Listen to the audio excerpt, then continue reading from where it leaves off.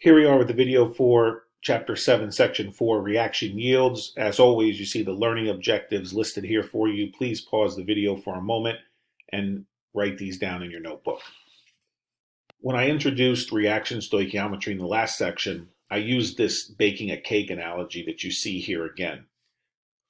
At that time, the question was, if this is the recipe for the cake, the ingredients the cake calls for, and these are the ingredients I have on hand, how many cakes can I bake? And you correctly identified that you could only bake one cake because you were limited by the number of eggs you had.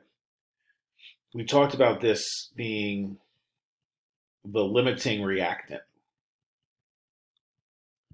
Everything else in the recipe, the flour, the sugar, the milk, and the baking powder, would be our excess reactants. Now we're going to apply this to a chemical reaction. You can see in this example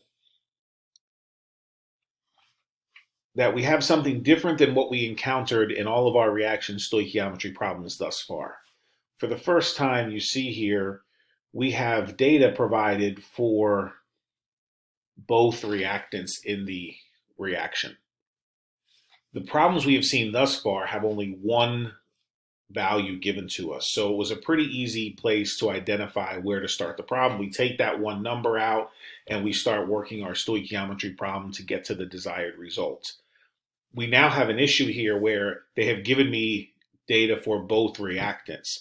So before I can ultimately answer this question of how many grams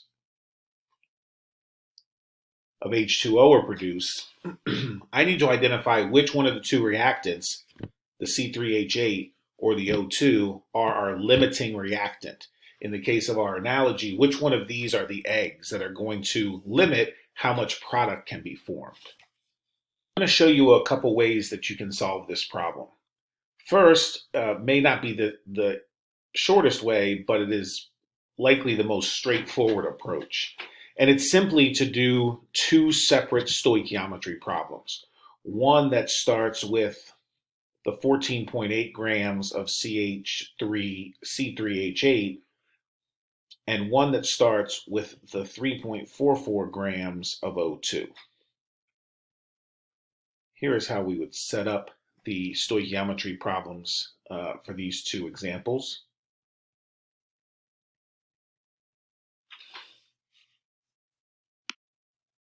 We would first convert to moles using the molar mass.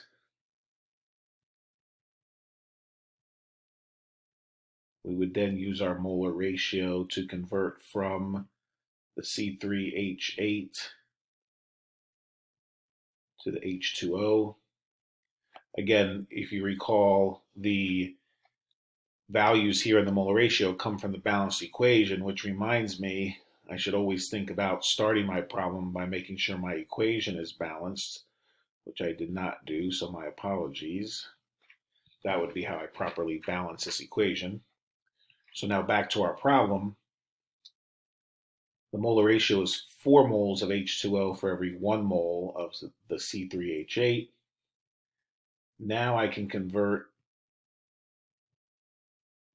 from mole of H2O to the desired unit, which in this case is grams.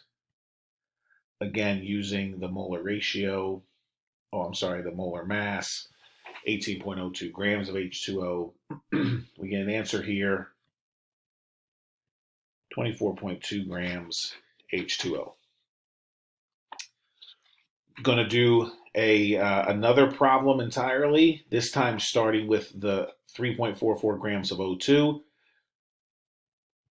So I'll convert from grams of O2 to mole of O2 using the molar mass. I will convert from moles of O2 to moles of H2O using the molar ratio in the balanced equation, the coefficients. And then I will convert from mole of H2O to grams of H2O, again using the molar mass of H2O. In this case, I get a value of 1.55 grams of H2O. At this point, the answer to our problem is the smaller of the two values. Okay, we want to know the limiting reactant is going to limit how much product can form. So when I work through these two problems, the correct answer then for grams of H2O that can be produced is the smaller of the two values, or the 1.55 grams of H2O. That then tells us that if we ever had a situation where the question asks, what's the limiting reactant? That tells us O2 is the limiting reactant. The smaller amount of product comes from the limiting reactant. So O2 is our limiting reactant. Now I'm going to show you another way to do this exact problem. I think it's a little quicker, certainly maybe not quite as straightforward or as detailed, but you may find it useful. So here's our reaction again. Okay, I refer to this as the recipes model. And so we have the same amount of grams of each reactant that we started the problem with.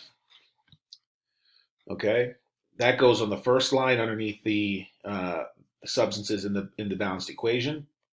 Next, I'm going to put the molar mass. So if I would calculate those values, like I always have done, at this point, we're going to divide 14.8 divided by 44.09 gives me 0.336. And for oxygen, we have that.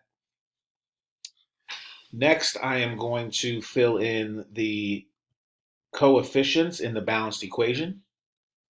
So 1 here for the C3H8 and 5 for the O2. I'm going to divide again. 0.336 divided by 1 is 0.336, and 0.108 divided by 5 is 0.0216. Okay, at this point, I'm going to take the smaller value again. So that clearly is the 0.0216. I'm going to move it over underneath whatever product they're asking for. In this case, they were asking for H2O. And I'm going to work my way back up to get grams of H2O. Now, since coming down the table, I divided, I'm going to do the opposite going up, which is multiply. So I'm going to take 0.026 times the coefficient, which is 4. When I multiply that, I get 0.0864. I'm then going to multiply it by the molar mass for H2O, and I will get 1.56 grams H2O as my final answer. You can see here,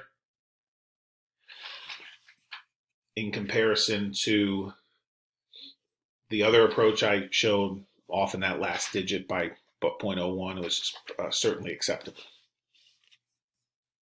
So that'll give you a couple different ways to approach this. We're going to have plenty of opportunity for practice in class and for homework. So as you are thinking about this, if one way makes more sense than the other, both of them work equally as fine. You may find one makes a little more sense to you, or you like it as a little quicker, or maybe you like it if it's a little more straightforward or detailed. So just wanted to give you a couple of options there for solving a limiting reactant stoichiometry problem. Now, there was a second part to this problem which asked us to determine the number of grams of excess reagent left over. I can do this in the same ways that I've shown you how to do the first part of the problem to determine the amount of product formed. So the more straightforward approach would be to start with our limiting reactant. Once I determine that limiting reactant, that's going to drive all the work that I'm going to do in this problem. So I'm going to start with that limiting reactant of O2. I obviously have to convert that to moles. And here's my molar ratio. Now, We're asking about the other reactant, the excess. So instead of converting here in my molar ratio from O2 to the product, I'm going to convert from the limiting reactant, O2, to the excess reactant, C3H8. If O2 is the limiting, then the other reactant, in this case the C3H8, is the excess. I'm going to go to my balanced equation again to get those coefficients, 1 and 5. And now I'm going to convert from moles of C3H8 to grams using my molar mass, which we had determined to be 44.09. Okay, as I do this work, I'm going to get an answer of 0.948 grams of C3H8. Now we have to stop for a second and think about what is this value telling us. This is telling us the amount of C3H8 that got used up when the limiting reactant was all used. So if I think back to my recipe analogy here, in order to make one cake, I would use 2 cups of flour. If I have 4 cups of flour on hand, that would mean at the end of it, I had 2 cups of flour left over, 2 cups of flour in excess. Okay, so at this point, we haven't finished the problem. We haven't solved for how much excess is left over. We have solved for how much C3H8 gets used. So that final step is a pretty simple one. We started the problem with 14.8 grams of C3H8. We want to subtract the 9.48 grams that we used, and we get 13.9 grams of C3H8 in excess. Now let's look at this in the recipe model as well. So if we go back to this recipe model, at this point when we did this work and we determined, we got down here to the smaller of the two values, the 0.0216, I moved that over underneath of my product that the question was asking for, and I worked back up the column.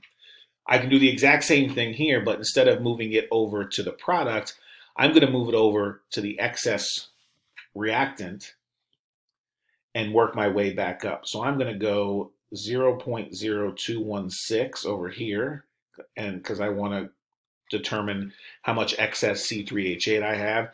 Same process going back up. So we will multiply times the coefficient, which is 1. And we will multiply times the molar mass, which is right there. I'll just write it again, times the 44.09.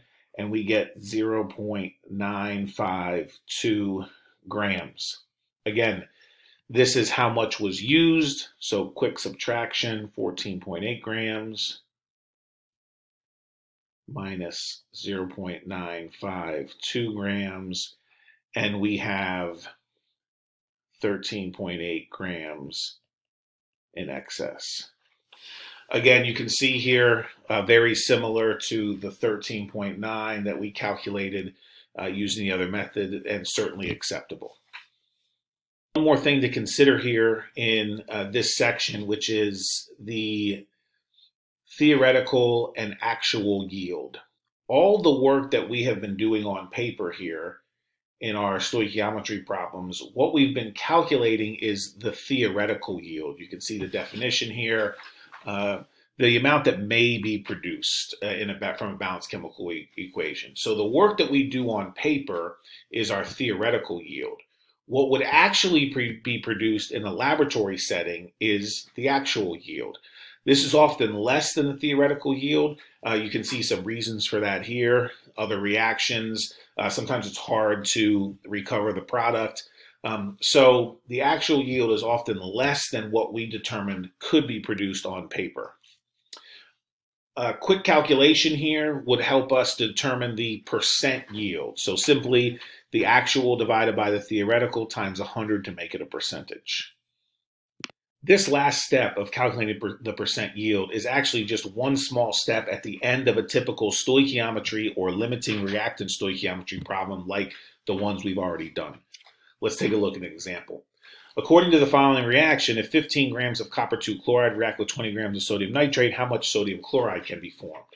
Okay, so once again, you're going to see here that the identifying factor, what should stick out to you here is that I have grams of both reactants. So this is a limiting reactant problem. I'm going to go ahead and do the recipe model here to kind of work through this.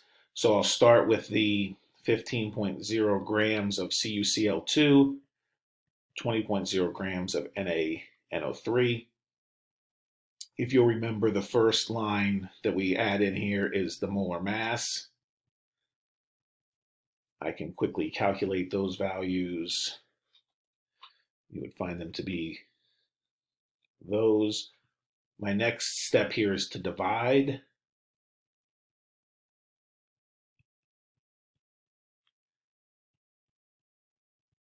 Next would be to add in the coefficients from the balanced equation.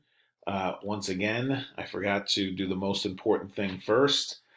Do as I say, not as I do. So I need to always make sure before I get too far along here that I balance any reaction that we're working with. So our coefficients here in the balanced equation are 1 and 2. I'm going to divide again and get values of. Okay, so you can see by a small margin here, our smaller value is the value from the CuCl2. So the CuCl2 would be our limiting reactant. CuCl2 is our limiting reactant.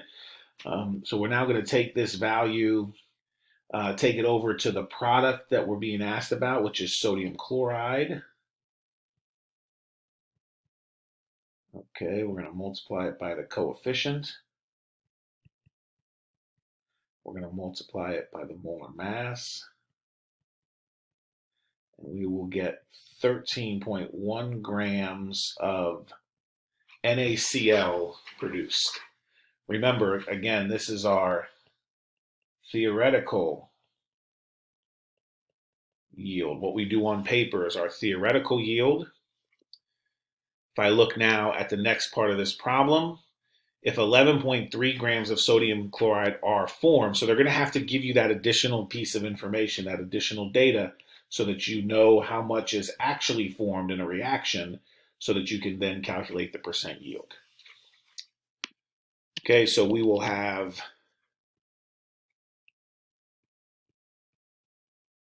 percent yield equals, once again, it's actual over theoretical. So the 11.3 grams that they give us in this part of the problem, 11.3 grams divided by what we calculated for the theoretical, which was 13.1 grams. And of course, multiply by 100 to make it a percent. And we get 86.3% for the percent yield.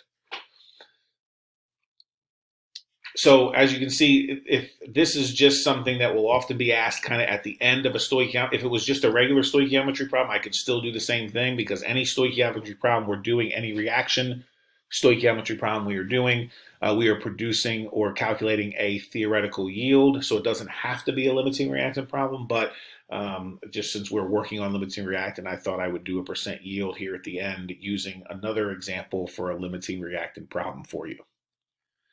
Okay, that's it for this reaction yield section, 7.4. So now it's time to get to work on some practice.